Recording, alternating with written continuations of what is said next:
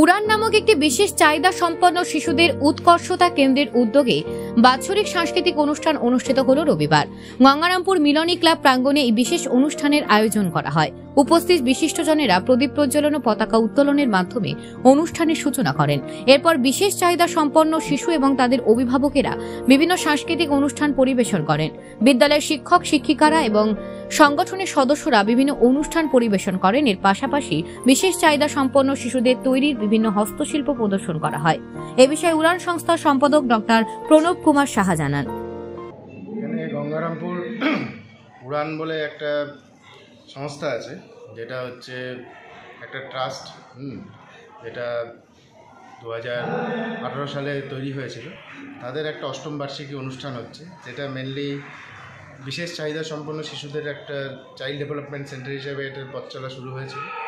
এখন এটা child development সেন্টারের সঙ্গে সঙ্গে একটা থার্ড আই বলে একটা স্কুল এটা চালু হয়েছে এখানটায়, যেখানে আপাতত যারা বিশেষ চাহিদা সম্পন্ন শিশুরাই পড়ছে, কিন্তু ভবিষ্যতে আমাদের এটাকে একটা ইনক্লুসিভ স্কুল, যেখানে সবাই একসাথে পড়তে পারবে, সেই পরিকাঠামো আমরা তৈরি করতে চাইছি গঙ্গারামপুর।